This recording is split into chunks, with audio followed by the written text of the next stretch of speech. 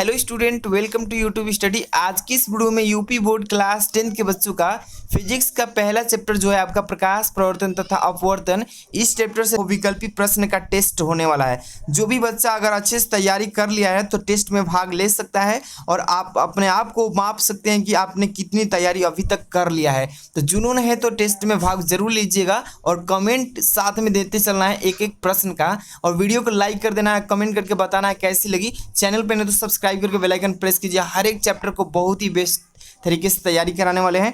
तो देख सकते हैं जो फर्स्ट चैप्टर है आपका कक्षा 10 का विज्ञान का चैप्टर है प्रकाश प्रवर्तन तथा अपवर्तन।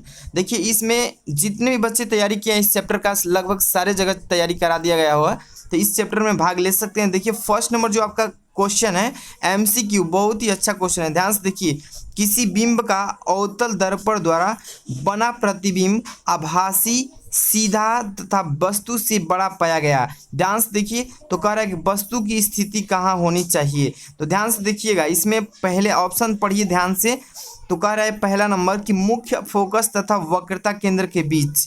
अब इसके बाद बी नंबर लिखा है कि वक्रता केंद्र पर, और सी नंबर लिखा है कि वक्रता केंद्र से परे। परे का मतलब होता है दूर।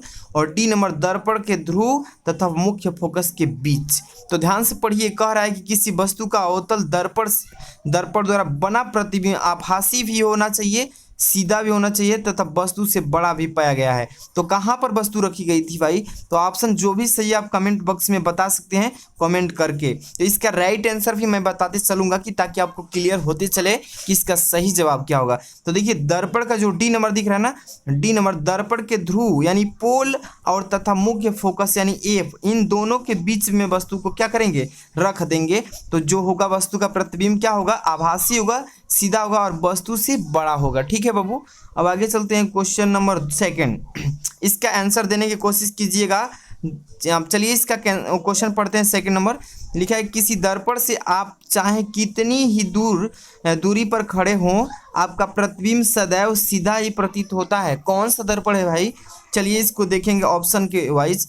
ए नंबर लिखा है केवल समतल दर्पण में, और बी नंबर लिखा है केवल अवतल दर्पण में। तो ध्यान से देखिए, इसमें ऑप्शन नंबर लिखा है पहला ए नंबर की केवल समतल दर्पण में, बी नंबर लिखा है केवल अवतल दर्पण में, और सी नंबर लिखा है केवल उत्तल दर्पण में, और डी नंबर या तो समतल अथवा उत्तल। तो ध्यान से इसका आंसर कीजिएगा, गलती नहीं करना है, 20 में से एकदम 18 सही करना है आपको। ठीक है, तो देखिए किसी भी दर्पण के सामने आप चाहे कितनी भी दूरी पर खड़े हो आपका जो प्रतिबिंब है सदैव सीधा अगर प्रतीत होता हो तो दो ही प्रकार का दर्पण हो सकता है। या तो होगा समतल दर्पण जो घर पर फेस वगैरह देखने के लिए यूज किया जाता है वो, अथवा उत्तल। इसी दोनों में क्या होता है, कितने भी दूरी पर खड़े हो इसका प्रतिबिंब कैसा दिखाई देता है, सीधा सीधा दिखाई देता है। ठीक है, यानी डी नंबर ऑप्शन सही है। इसके बाद हम बात करते हैं क्वेश्चन नंबर थर्ड। यहाँ पर ध्यान से देखते चलना, एक एक क्वेश्चन का आंसर देना है। लिखा है गोलीय दर्पण की वक्रता त्रिज्या यानी कि कैपिटल आर तथा एफ यानी कि फोकस दूरी में संबंध बताइए। ऑप्शन वाइज बताना है आपको। ए नंबर लिखा है F equal to R, B number लिखा है एफ इक्वल टू 2r, और सी नंबर लिखा है एफ इक्वल टू r/2, और डी नंबर लिखा है आर इक्वल टू f/2। तो कौन सा ऑप्शन सही है आप कमेंट बॉक्स में जल्दी से बताइए।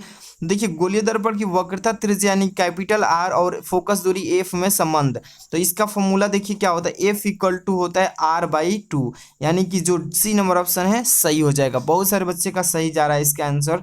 अब हम बात करते हैं नेक्स्ट क्वेश्चन जो कि 4 नंबर। ध्यान से देखिए क्वेश्चन बहुत ही इंपॉर्टेंट है, सभी इंपॉर्टेंट सेलेक्ट किया गया है बोर्ड एग्जाम दृष्टि देखते हुए।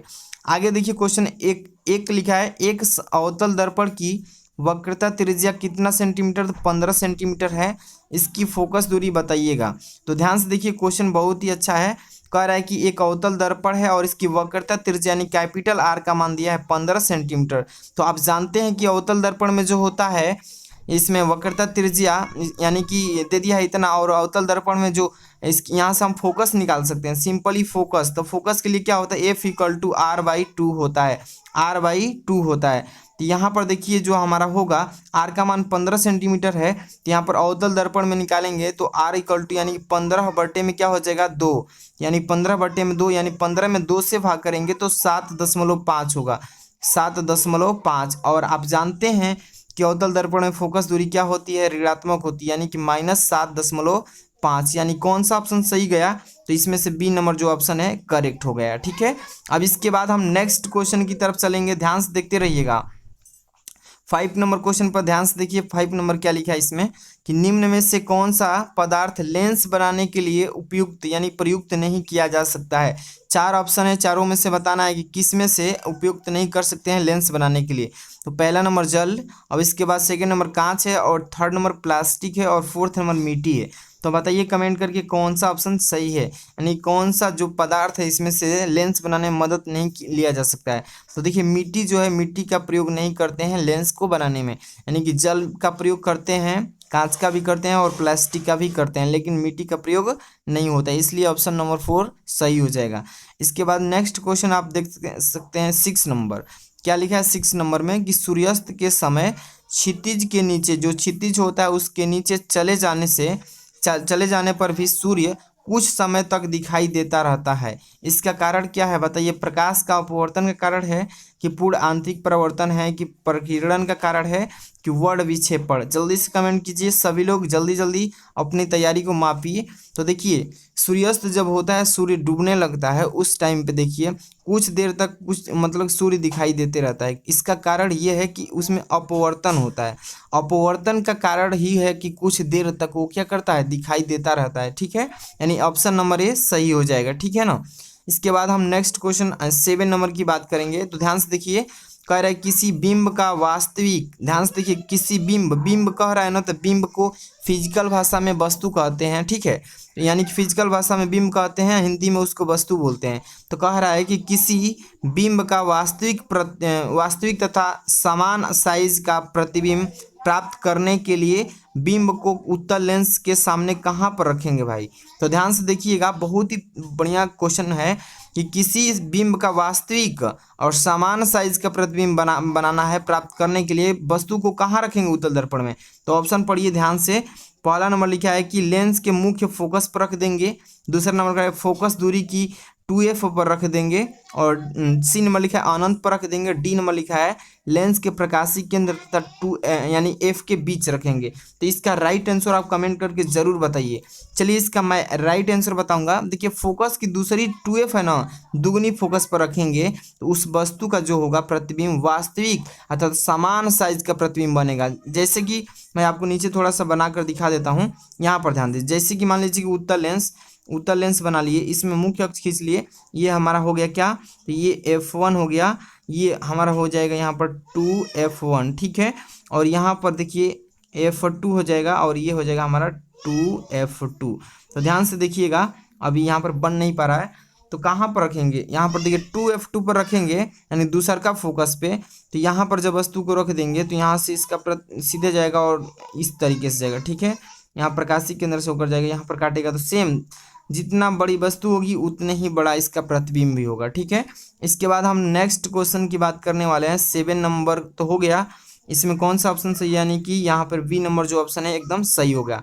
इसके बाद नेक्स्ट क्वेश्चन की तरफ चलते हैं। 8 नंबर, ध्यान से देखिएगा क्वेश्चन लिखा है कि किसी गोलीय दर्पण, ध्यान से देखिए, किसी गोलीय दर्पण तथा किसी पतले गोलीय लेंस दोनों की फोकस दूरियां कितना दे रखा है? तो -15 सेंटीमीटर। और कह रहा है कि दर्पण तथा लेंस बताइए संभवतः किस तरह के होंगे? तो ध्यान से पढ़िए, ऑप्शन ए नंबर लिखा है दोनों अवतल ही हो जाएगा, कि दोनों उत्तल ही हो जाएगा, कि दर्पण अवतल तथा लेंस उत्तल, कि दर्पण उत्तल तथा लेंस अवतल। इसमें से जल्दी से कमेंट करके बताइए 8 नंबर क्वेश्चन का कौन सा ऑप्शन सही है। तो चलिए इसका राइट आंसर मैं बता दूं, 8 नंबर का जो ए नंबर ऑप्शन है, यानी कि अवतल, दोनों अवतल। देखिए आपको मैं बता दूं कि दोनों में अवतल, दर्पण में भी अवतल लेंस की फोकस दूरी जो होती है ऋणात्मक ही होती है, माइनस में ली जाती है, और लेंस में भी फोकस दूरी जो होती है अवतल में, उसको भी माइनस में लेते हैं, यानी कि दोनों अवतल ही होगा। समझ में आ रहा है ना, यानी ऑप्शन नंबर ए सही हो जाएगा। इसके बाद हम क्वेश्चन नंबर 9 की बात करेंगे। तो देखिए लिखा है किसी वस्तु का वस्तु से बड़ा आभासी प्रतिबिंब बन सकता है। ध्यान से पढ़िए क्वेश्चन कि किसी वस्तु का वस्तु से बड़ा और आभासी प्रतिबिंब कब बन सकता है? तो ए नंबर उत्तल दर्पण द्वारा बन सकता है, बी नंबर अवतल दर्पण द्वारा, सी नंबर समतल दर्पण द्वारा, और डी नंबर अवतल लेंस द्वारा। यानी एक ही लेंस का बात किया और 3 जो है दर्पण की बात किया है। तो देखिए 9 नंबर क्वेश्चन का आंसर जल्दी से कमेंट कीजिएगा और बताइएगा कौन सा आंसर सही होगा। तो देखिए किसी वस्तु से बड़ा और आभासी प्रतिबिंब कब बन सकता है, जब अवतल दर्पण हो, यानी अवतल दर्पण के द्वारा हम लोग उसका बना सकते हैं। आप प्रतिबिंब बनने का नियम भी पढ़े होंगे, वहाँ पे आपको बताया होगा डिटेल, ठीक है। इसके बाद हम चलते हैं नेक्स्ट क्वेश्चन, जो कि यहाँ पर देखिए 10 नंबर क्वेश्चन यहाँ पर दिखाई दे रहा है। लिखा है कि निम्न में से किसके सामने रखी वस्तु का प्रतिबिंब सदैव सीधा, आभासी तथा छोटा बनता है। ध्यान से देख लीजिएगा, कह रहा है इसमें क्वेश्चन कि निम्न में से किसके सामने रखी वस्तु का प्रतिबिंब सदैव सीधा तथा आभासी तथा छोटा बन सकता है। ऑप्शन उत्तल लेंस, दूसरा है अवतल लेंस, तीसरा है अवतल दर्पण, चौथा है समतल दर्पण। इसका राइट आंसर बताइए, कमेंट कीजिएगा सब लोग। तो देखिए अवतल लेंस के द्वारा सदैव सीधा, आभासी तथा छोटा बनता है, ठीक है। तो ऑप्शन नंबर बी जो है सही है। इस चैप्टर से आज की इस वीडियो में 10 मोस्ट इंपॉर्टेंट ऑब्जेक्टिव क्वेश्चन कराए हैं। अगर इसको अच्छे से तैयार कर लेते हैं तो इस चैप्टर से उम्मीद है कि इसमें से काफ़ी क्वेश्चन फंसेंगे, आपको ज़्यादा तैयार नहीं करना पड़ेगा, ठीक है। तो ये वीडियो 1-2 बार जरूर देखिए, रिपीट कीजिए, अच्छे से तैयार कर लीजिए, दोस्तों में शेयर कीजिए। ऐसे ही सारे सब्जेक्ट का और ऑल चैप्टर का हम most MCQ, theory, derivation, numerical सभी करा रहे हैं, ठीक है। इस चैप्टर का नेक्स्ट डे आपको न्यूमेरिकल भी आने वाला है।